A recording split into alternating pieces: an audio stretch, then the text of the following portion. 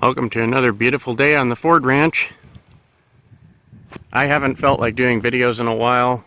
Been really busy with everything, with work, blah blah blah. Don't look at that. Still haven't fixed the Mercury. Haven't sold the Ford yet. Might keep it, not sure. No plans to get rid of the 3/4 ton at the moment, but here is the big beautiful thing I was teasing about. I have lots and lots of footage of it. Not a lot of it great, because most of it where we're doing anything of any real cool factor is with a friend of mine who doesn't want to be on Facebook or YouTube or anything like that, so couldn't really do too much good YouTube videography. A little bit, but not as much as I'd prefer. Which I'm not complaining per se, just respecting his wishes not to be on YouTube. As I said, got a lot of footage of it. I'll do a lot more later on. I just have not been in the mood to do YouTube. So it's a 1994 Chevy Kodiak. It's a Silverado package. Cat diesel power. I think I forgot to unlock it. Yes, I did. So I will have to get the keys. It's 23,000 GVW, so it's under the 26,000 for having a CDL. But it's pretty much as big as you can get without having to upgrade to a CDL equipped truck, for lack of a better term. It's in impeccable shape. They've added a lot of goodies to it. Upgraded LED headlights. I think it's just light up mirrors. They might be heated, I'm not sure. They don't work yet. Some of the fuses are pulled out. I need to do some wiring. These things come in handy. They don't light up yet. As I said, need to do some wiring. But it's an absolutely beautiful truck. It's been very well maintained. Has virgin Michelins on the front. Very deep tread. No funky wear. Dual 50-gallon fuel tanks. Long range, especially since it gets about 8 miles to the gallon. So these are retreads. They're not the greatest. They're Goodyears. They do ride a little rough, especially at 45 miles an hour. They ride horrible. Eventually I'll have to get them changed out. Has a 3,000-pound wheel lift. Not quite as big as I wish, but you know, it's what it's capable of. That's what the truck's probably capable of without upgrading too much, so it is what it is. It's a Miller 892 boom twin line. It's got the, not a T-bar, it's got the tow bar on it. Beautiful unit, dual Ramsey winches. 4 giant toolboxes. These are also retreads, but they look in a lot better shape than the other ones, or at least this one does. And actually, the outer tires are matching, and I think the inner tires are matching with each other, but they're not the same. They're not Goodyears. I haven't crawled under to look to see what they are for sure.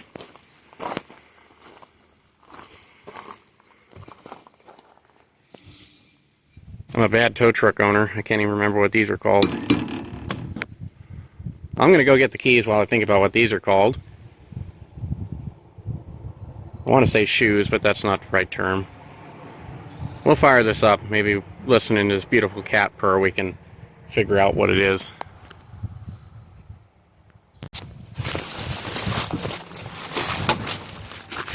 The driveway is not the best spot for putting branches.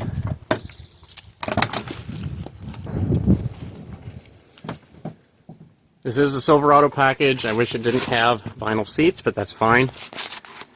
The door panel is damaged, so I have it elsewhere. I'm going to try to repair it or find a replacement. Power locks, power windows, they work. Kinda. That passenger side's a little bit sticky. It works though. Oops, someone has a parking brake on. Look at that. Big parking brake.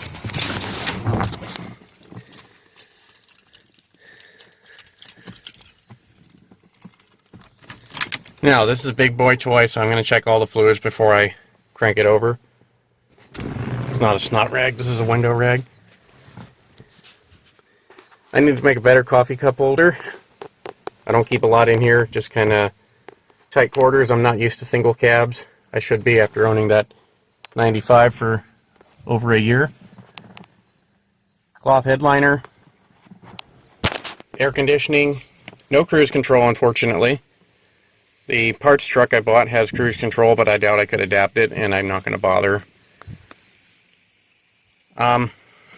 Let's see what the fuel gauge does. Oh yeah, that should be more accurate. Especially being at a slight hill downward, the driver's side fuel tank is where the sending unit is. It should be at least that full. Now on the flat, it's probably closer to 3/8 of a tank once both tanks are leveled out.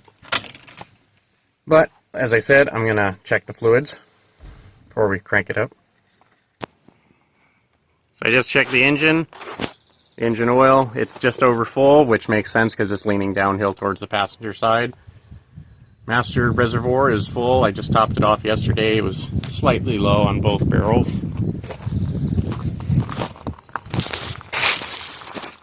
So the Kodiaks have a larger and more squared off hood than the traditional C-Series do. The C5500, 6500, 7500, 8500. Actually, I don't know about 8500. 8500s might have the great big squared off hood. Full cold. Radiator fluid's good. This thing is huge. It's good. Probably could take some, but I hardly use it, so that's fine. Alright, let's crank her over. You would not believe how easy it is to get clipping these over. Ask me how I know.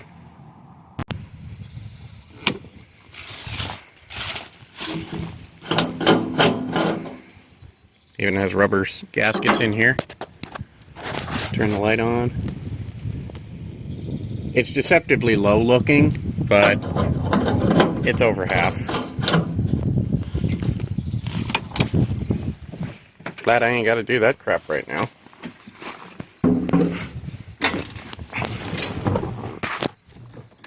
Now, we drove this truck yesterday, me and my mom. Couldn't believe it, I actually got my mom to go for a ride in the tow truck. And we drove it for about 30 miles, so everything was good and warmed up. The transmission does not like to shift if the parking brake is on. Kind of weird, but big truck, so big truck issues. Or gremlins. There are no glow plugs on a Cat 3116. It does have an intake heater, which will run up to 7 minutes, depending on ambient air temperature and all that good stuff. I don't think it's running right now. It's probably warm enough.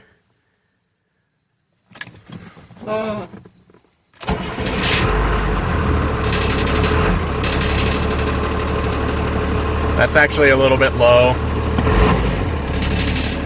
It's higher than that, but the speedometer is off about 10 miles an hour. So when it says you're going 65, you're actually going about 55, 56, which that's fine.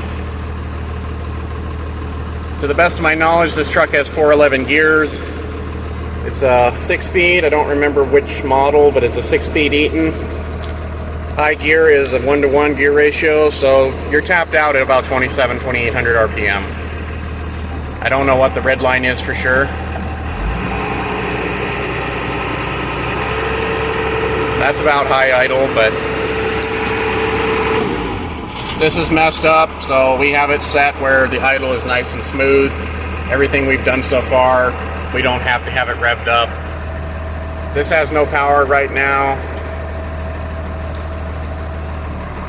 Oh, there goes the intake heater. You can hear the change in the speed. So I'm going to pull this out front and give you a better looky-loo. I gave it a decent bath the other day. I didn't buff it out yet. She could look a lot better with a good buff job.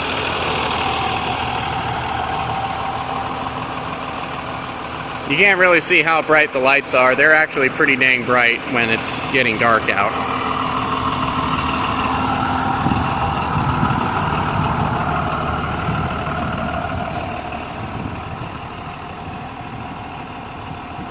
Beautiful truck.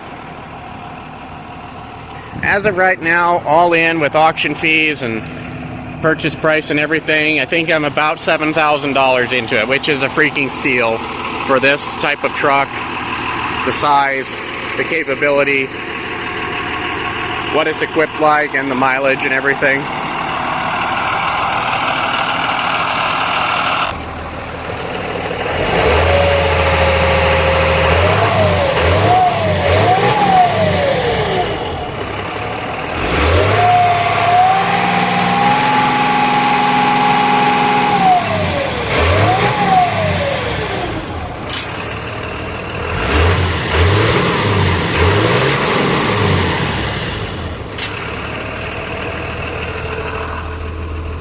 Transmission makes that whiny sound when the clutch is engaged. It's not the PTO, it's totally disengaged. So I'm not sure what that's about, but nonetheless, it's been pretty reliable. I'll show you what we have done with it so far.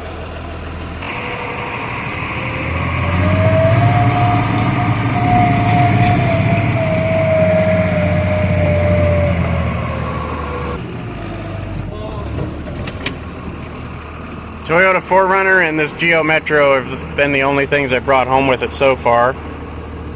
Eventually we'll get some more planned. They came out horrible. This is just a parts car a friend of mine gave me. I'm gonna rob the transmission out of it and any other usable parts, and then it'll get parted out. Let's go back to the 4Runner.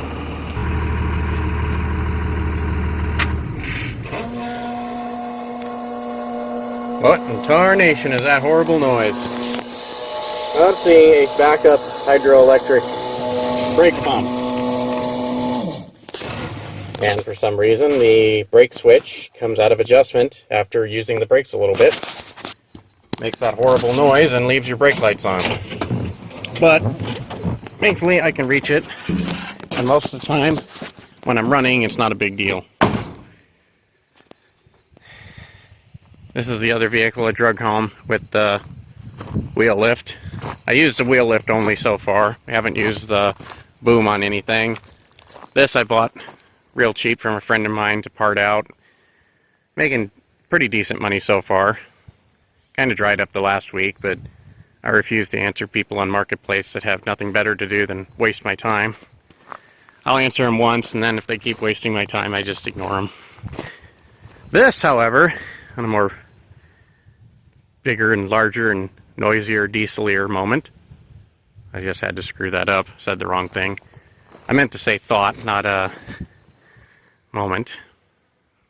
Anyway, this is the parts truck I bought for the Kodiak. This is a 97. It's a C6500. It's got the big 8-lug wheels, same as mine. Got the same axle, except this one has a 336 gear ratio. Doesn't have a limited slip as far as I know. Probably most of these didn't. This truck actually it would mop the floor with the Kodiak as far as how much pep in its step it has. We're going to swap turbos and see if that makes a difference. Because I can hear the turbo on the Kodiak, but the Kodiak does not have the pickup. When you step on it, the turbo never really kicks in, so to speak. The turbo lag on here is noticeable. You press on the pedal, and after 1 second, it's whoosh, you're gone. Even in high gear, you're gone. 14-foot beaver tail deck, has a hydraulic ram on it, so it is a tilt deck. Each of these freaking ramps are probably 150, 200 pounds. Not even exaggerating, they're freaking heavy. Like, I can barely move them one-ended. I can't carry them. Again, dual 50-gallon fuel tanks. The front end is more rounded off, looks neat. If anybody wants to look these trucks up, this was $476 at the May 2025 Ritchie Brothers auction in Chehalis. And this was March 2025 Ritchie Brothers auction in Chehalis. It was $67.57 if you want to look up the lot numbers.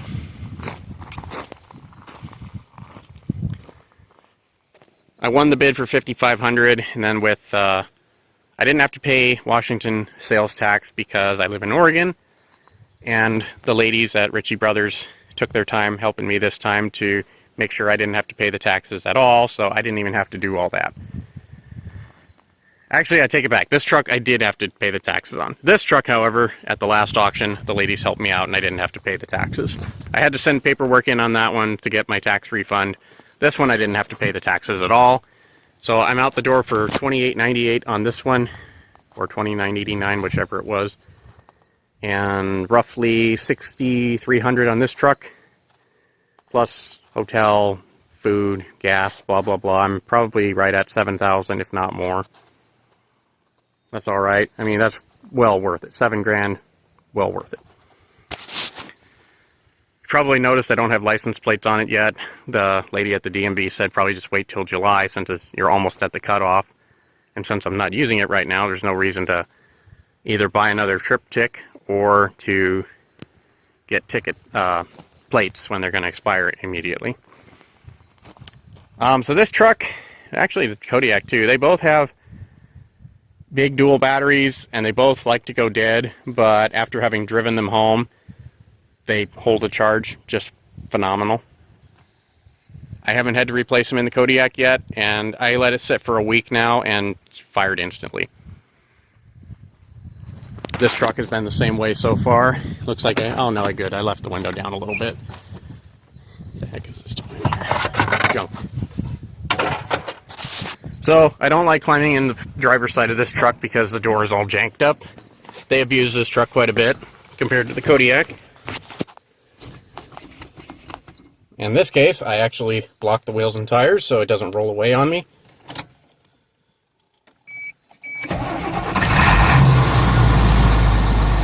This one has a semi-electronic fuel system. I say semi because it's still a mechanical engine, but it has more electronic doodads on it.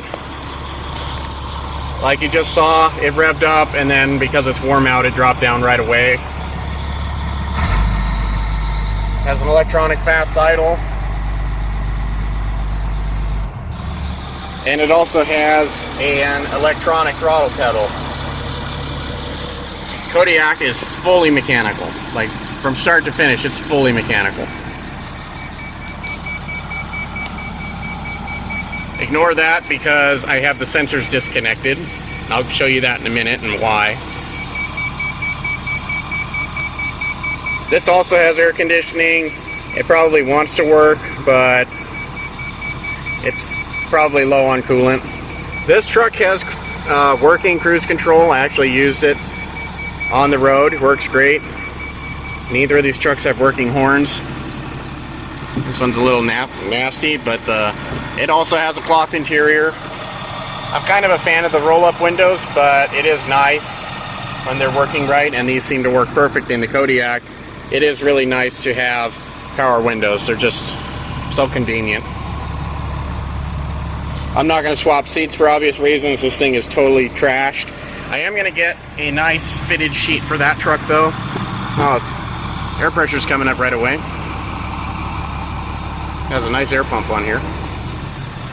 Not 100% sure what it's for, but appears to be in somewhat for the...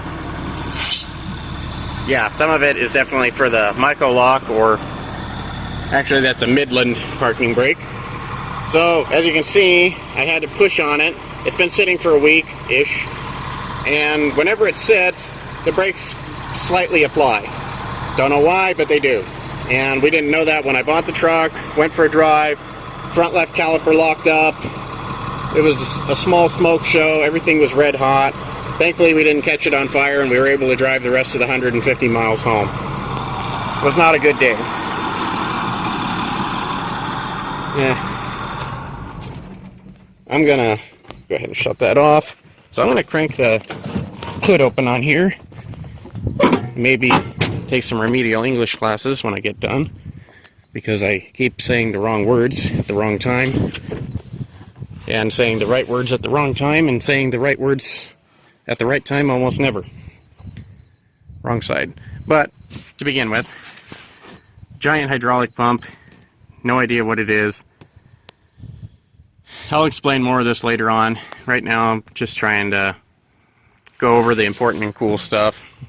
The truck is set up slightly different than my truck, but it has some of the things that I want for this truck, because some of the things on that truck are unobtainium, obsolete, etc. Aw, man.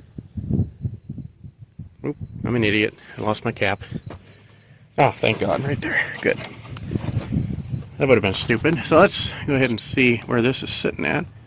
Not bad, but it needs a little fuel. See what I mean about saying the wrong word at the right time? All that good bit. So this was actually on the Kodiak. This is off of the 94.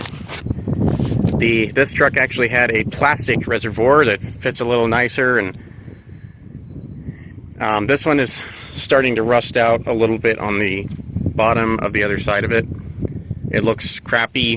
Didn't want to, and you can't see in it, so we didn't want to leave that on the Kodiak. This is empty. I don't know if it's cracked or just bone dry. That maxi fuse panel, I need that for the Kodiak. Might as well take that off now, because the one on my truck is missing. And this looks like it's the same thing. So I'm going to pull that off before I forget about it. So anyway, I bought this truck for parts for the Kodiak. It has the same, or almost the same transmission. I think it's just slightly different torque inputs. I think the gear ratios are the same. I'm not 100% sure on that yet. I need to double check. The transmission on here shifts a little bit nicer. Shifting from third to fourth or fourth to third on this truck, and sometimes into second, is a little bit of a pain in the butt. It's worn out or just rough shifting. It's not smooth like it ought to be. This transmission shifts a lot nicer. Also, like I mentioned, we're gonna take the turbo off of here and put it on the other truck. From visuals, I think it's exactly the same. I haven't run the numbers yet. I did look on some websites, and it says 92, I think, to 2002 or whatever, or at 90 to 2002 for the turbos, so it should be exactly the same. We'll see if that helps the truck. If not, then probably going to look into fueling, which I'm not a cat mechanic. I don't have the tools. I'm not going to screw with that. If that's the case, I'll take it to the local heavy truck shop and have them run the fuel system. It runs phenomenal. You saw how easily it started. The engine is in great shape. It pulls the hills just fine. It just doesn't have the balls down low. This truck is crazy. As I mentioned, this has much taller gears in it, and it just takes off like a rocket. So once the turbo and or the fuel system on this truck is run and squared away, this truck will be a beast. An unstoppable beast as far as towing stuff goes. I'm not in a hurry. I don't care that it's lower geared too much, but I have to admit this was much more comfortable to drive home with the with the taller gears compared to the Kodiak. The Kodiak, you were topped out a lot more often, which is kind of obvious if you have low gears. Just a clean, straight, beautiful old truck. It was red at one point. They did really take stuff down and clean it up to make it look factory white.